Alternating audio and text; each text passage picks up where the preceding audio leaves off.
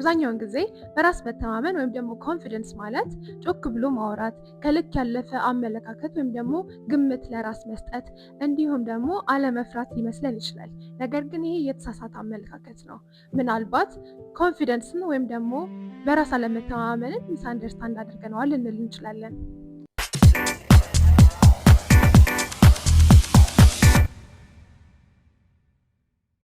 እስካሁን ድረስ በራስ ስለመተማመን ወይም ደግሞ ስለ ኮንፊደንስ የተሳሳተ ወይም ደግሞ ትክክለኛ ያልሆነ አመለካከት አለ ከሚሉ ሰዎች መካከል አንዷ ነኝ። ይህንንም ደግሞ ስል ምክንያት አለኝ። አንደኛው ምክንያት ምንድን ነው? በእኛ ማህበረሰብ በተለይ ኮንፊደንስ አለው ይሄ ሰውዬ፣ እቺ ሴትዮ ኮንፊደንስ አላት የምንላቸው ሰዎች ካስተዋላችሁ ብዙ ጊዜ ረዥም ማውራት የሚችል ሰው ወይም ደግሞ ጮክ ብሎ መናገር የሚችልን ሰው ወይ ደግሞ ቀጥተኛ የሚመስል ግን ኮንፈርት የሚነሳ ለሌላኛው ለሁለተኛው ሰው ኮንፈርት የሚነሳን ነገር መናገር የሚችል ሰውን ብዙ ጊዜ ኮንፊደንስ አለው ብለን እናስባለን። ይሄ ግን ኮንፊደንስ መኖር ሳይሆን ኢንሴኪዩሪቲያችንን ለመደበቅ ኮንፊደንስ የሚመስል ማንነትን መገንባት ነው ብዬ አምናለሁ። በእነዚህ በሁለት ነገሮች መካከል ግን በጣም ትልቅ ልዩነት አለ። ኮንፊደንስ ያለው ሰው መምሰልና ኮንፊደንስ መኖር ወይም ደግሞ ኮንፊደንስ ያለው ሰው መሆን መካከል በጣም ትልቅ ልዩነት አለ። ትክክለኛ በራስ መተማመን ወይም ኮንፊደንስ አለመፍራት አይደለም፣ አለመውደቅ አይደለም፣ እንዲሁም ደግሞ ሁልጊዜ ማሸነፍ ማለት አይደለም። ከምንም በላይ ደግሞ ብዙ ጊዜ ሚስ አንደርስታንድ የምናደርገው ነገር ይሄ ጄኒውን የሆነው ኮንፊደንስ ሰዎችን አስረድተን ስለ ራሳችን ነግረናቸው ተቀባይነት የማግኘትን ፍላጎት አይደለም። ወይም ደግሞ ይሄ እንደውም ቫሊዴሽን ላይ ጥገኛ መሆን ልንለው እንችላለን። ይሄ ኢንሰኪውርድ የሆኑ ሰዎች ባህሪ ነው። ይህ ኮንፊደንስ ያላቸው ሰዎች ባህሪ አይደለም። እውነተኛ ኮንፊደንስ ወይም ደግሞ በራስ መተማመን ቀላልና በየቀኑ ልናዳብረው የምንችለው ባህሪ ነው። ትክክለኛ ኮንፊደንሶች አይደሉም። እነዚህ በራስ መተማመኖች ምናልባት ሚስ አንደርስታንድ የተደረጉ ናቸው፣ ፕሪቴንድ የተደረጉ ናቸው፣ እንደውም ኢንሴኪዩሪቲ ናቸው ብለናል እስካሁን ድረስ። አሁን ደግሞ ትክክለኛ ጀኒውን የሆነው ኮንፊደንስ ወይም ደግሞ በራስ መተማመን ምን ይመስላል የሚለውን ደግሞ እናያለን። አንደኛውና ዋነኛው መውደቅን አለመፍራት ነው። ከወደቁ በኋላ ደግሞ አቢሊቲ እንዳለ በጣም እርግጠኛ ትክክለኛ የሆነ ለራስ ያለ ግምት ወይም ደግሞ የምችለው ነገር ይሄ ነው፣ ማልችለው ደግሞ ይሄ ነው ማለት መጀመር ነው። ሁለተኛው ነገር ደግሞ የማያውቁትን ነገር አላውቀውም ግን ደግሞ ለማወቅ እሞክራለሁ ብሎ ራስ ላይ መስራት ነው። የማናውቀው ነገር ካለ ሁሉን ነገር አውቃለሁ ማለት ከኛ አይጠበቅብንም። ሁሉንም ማወቅ ደግሞ ግዴታችን አይደለም።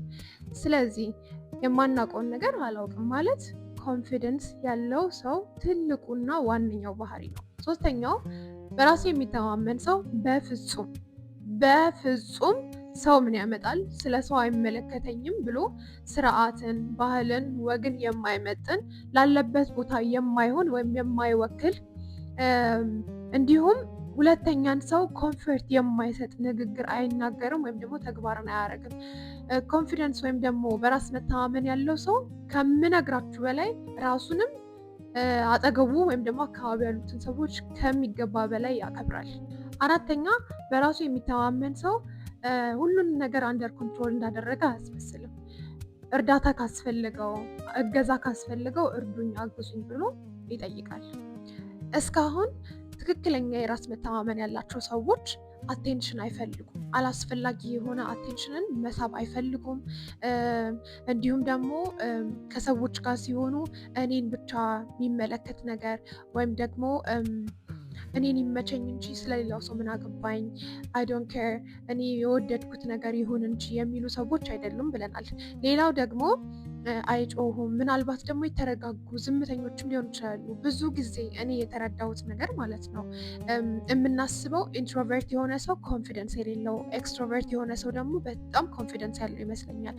ብዙ ጥናቶች ግን እንደሚያሳዩት ከሆነ ኤክስትሮቨርት የሆነ ሰው ሁሉ ኮንፊደንስ ያለው፣ ኢንትሮቨርት የሆነ ሰው ሁሉ ደግሞ ኮንፊደንስ አልባ ነው ማለት እንዳልሆነ ነው የሚያሳየው።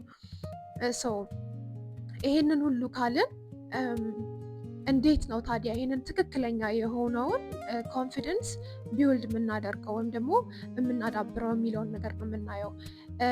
አንደኛው ነገር ኮንፊደንስ ወይም ደግሞ ትክክለኛውን በራስ መተማመን ቢውልድ የምናደርግበት መንገድ ቻሌንጅ የሚያደርጉንን ነገሮች ማድረግ መጀመር ነው።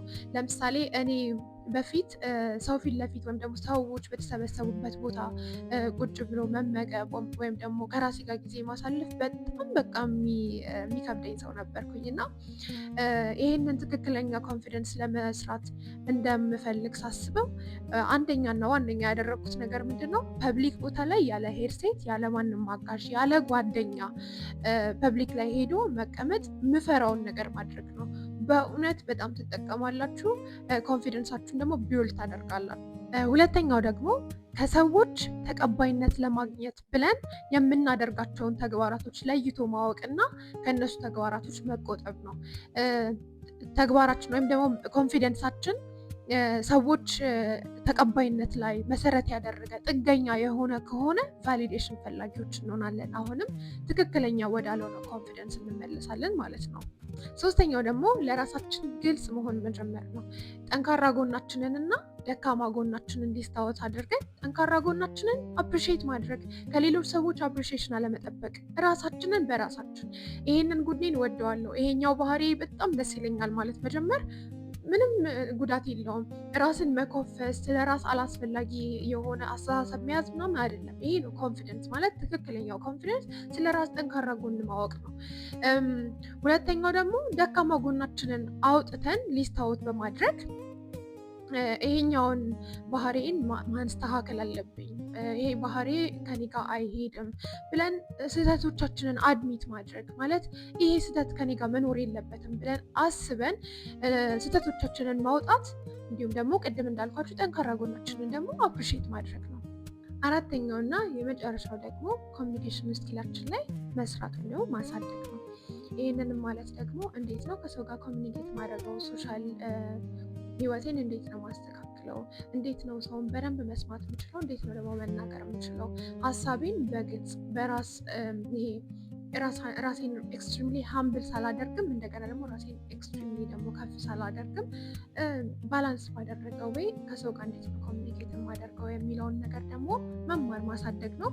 ይህንን ደግሞ ዩቲዩብ በማየት ሊሆን ይችላል፣ ፖድካስቶች በመስማት ሊሆን ይችላል፣ እንዲሁም ደግሞ ወርክሾፖችን በመሳተፍ ሊሆን ይችላል።